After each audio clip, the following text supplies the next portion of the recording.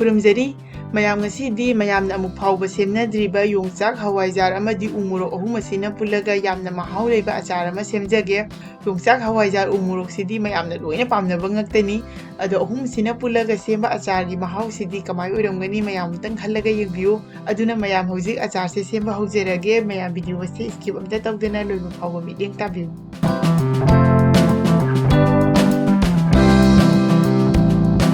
mayam Yongchak se khara yamna lawre aduga aroba ngaisina khallaga mase maru se lawthoga ngasigi achar se semdoini aduga atai khetpa yaba singsina khelaga preserve tawdoini preserve tawbagi video na next ta semjarake. Hauji Yongchak aroba singdo adudagi maru se loina lawthokpire ngasigi achar gi machal singse sida leire ado Yongchak se maku se loina khoktokpire. Yongchak maru se yamna chawi chawbugi matik mase hausu yamna hawi haide ai mamangda sigi Yongchak se irona chakreba aduna khangmani. Hawaijar leire hawaijar se ai isana yumda lonjabani aduga sidana umorok leire aduga asidana chanamga singa leire singse maku khoktokpire chanam se khara ma sugairaga thakani aduga khara mana mapum moina hapkani. Hojik asida umorok se makak makak sumaina tawraga soibirani.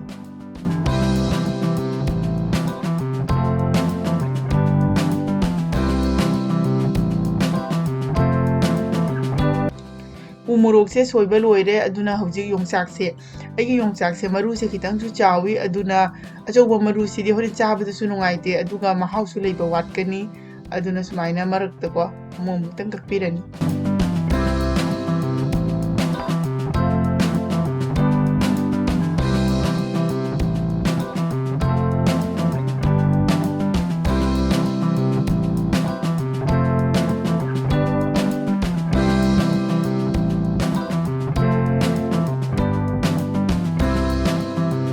Hojik sida ina toksu ma lawre asida singse hapchalle singse hana phajana sugaibirani singse phajana sugairaba matungda ko chanam se hapchallani chanam se khara madi thamhaure aduga khara mana sugaiba siga hape chanam singse suba loire.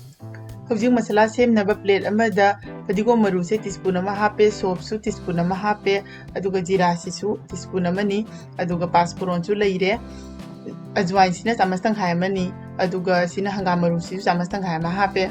Achar se yamna yamoidabanina masala lobagi chang sisu khalik lingna lobire. Hojik asi khangda hapselaga ngahaktang ngobirani aduga gaining jar amada hapselaga takhairani. Hojik achar semnaba khangsida thau se hapsele thau se hangam thau oina hape hangam thau nadi achar da mahau leiba heli adubu refined oil oina sijina ge haisu yai kemta kaide. Hojik asida pasforon se chamas ma hapchalle pasforon se leitaba taragadi methi ga jira ga khara adum hapiu adu maroi suba matamda su ko pasforon leitragadi akoina adum methi je kitang hapaga adum yagani. Hojik asida chanam singa suba se hapchallani adu ngahaktang ngobirani khara muli yaiba kansida umorok asoiba se hapchallani chanam mapum sisu khara hapchallani aduga Yongchak se asisu hapchallani. Hojik asi phajana otpirani aduga mai se low flame da thamaga tapna tapna marak marakta adum otpigani adi morok siga chanam siga mulakpagi changdo adu phauba ngaudoini ado karigwa otpa se lepa taraga di maningda mu kasanhiba yaiba. Ngaihat adum ngauraba matungda morok siga chanam sigana nauthare mulai haiba kansida ko hawaijar se hapchallani hawaijar se chamas achauba ahumuk hape hawaijar se magi semliba achar gi chang matungina adum hapiu hawaijar se hapla matungda ngaihat adum minute ani mu ngubigani.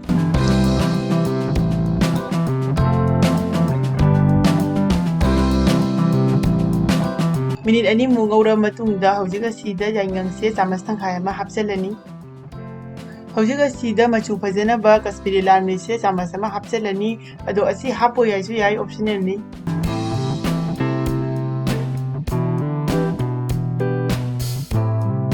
Ngasai achar gi machal sing maroi sukibado asi chamas ama hapchallani.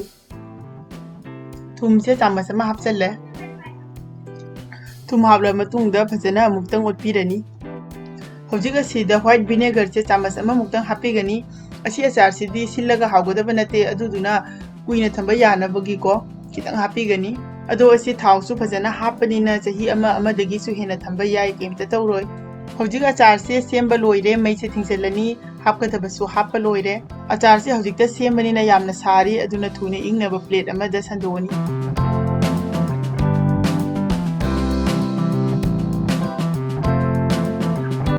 mayam ꯑꯩꯒꯤ ꯉꯁꯤꯒꯤ Yongchak Hawaijaar Umorok achar se yengbada kamai tawi haugadra hauroidra kamena mamtangdi tawbiramu manamdi yam sathina nungsire mayam achar se phajane inge aduna hauji gasi glass ki jar amada hapselani achar haisidi yamna kuina thamdobani na glass ki jar da hapiu mayamsu hauji Yongchak Thokpa Matam sida amuktang asigi achar se semaga try taubiyu mayamna video se yengla matungda soidana like share tawba kaubiganu aduga anauba oiragana subscribe tawbiramu mathangdasu asumna ahauba anauba recipe mayam ama pudana laksage ngasigidi matang asida loisinjerage mathangi video da mungana thengnarasi bye bye